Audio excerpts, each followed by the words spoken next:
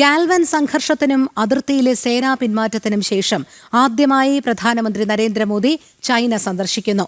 Shanghai corporation organisation ഉച്ചകോടിയിൽ പ്രധാനമന്ത്രി പങ്കെടുക്കും.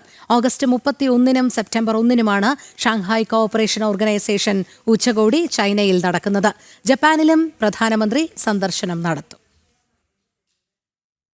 ചൈനയിലെ ടിയാൻജിൻ നഗരത്തിലാണ് ഷാങ്ഹായ് കോഓപ്പറേഷൻ ഓർഗനൈസേഷൻ യോഗം നടക്കുന്നത്. യോഗത്തിൽ പങ്കെടുക്കുന്നതിനായി പ്രധാനമന്ത്രി നരേന്ദ്രമോദി ഓഗസ്റ്റ് 31-ന് തിരിക്കും. ജപ്പാനിലായിരിക്കും പ്രധാനമന്ത്രിയുടെ ആദ്യ സന്ദർശനം. ജപ്പാൻ പ്രധാനമന്ത്രിയുമായുള്ള കൂടിക്കാഴ്ചയ്ക്ക് ശേഷമായിരിക്കും ചൈനയിലേക്ക് തിരിക്കുക. ഗാൽവൻ താഴ്വരയിലെ സംഘർഷത്തിനും അതിർത്തിയിലെ സേനാ പിന്മാറ്റത്തിനും ശേഷം ആദ്യമായാണ് പ്രധാനമന്ത്രി നരേന്ദ്രമോദി ചൈന സന്ദർശിക്കുന്നത്. നിരവധി രാഷ്ട്രീയ അന്താരാഷ്ട്രീയ വിഷയങ്ങളുടെ പശ്ചാത്തലത്തിലാണ് സന്ദർശനം. ജൂൺ 25-ന് ഷാങ്ഹായ് കോഓപ്പറേഷൻ ഓർഗനൈസേഷൻ പ്രതിരോധ മന്ത്രിമാരുടെ യോഗം നടന്നിരുന്നു.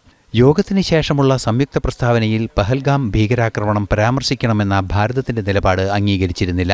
തുടർന്ന് പ്രസ്താവനയിൽ ഒപ്പുവയ്ക്കാതെയാണ് രാജ്നാഥ് സിംഗ് ഭാരതത്തിലേക്ക് തിരിച്ചത്. അതേസമയം പഹൽഗാം ആക്രമണം കൃത്യമായി ചൈന അപലപിക്കുകയും ചെയ്തിരുന്നു.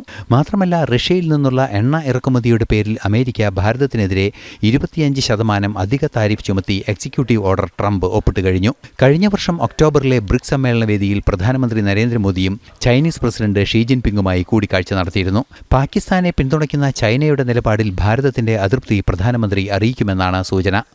ഇന്റർനാഷണൽ ഡെസ്ക്, ജനം.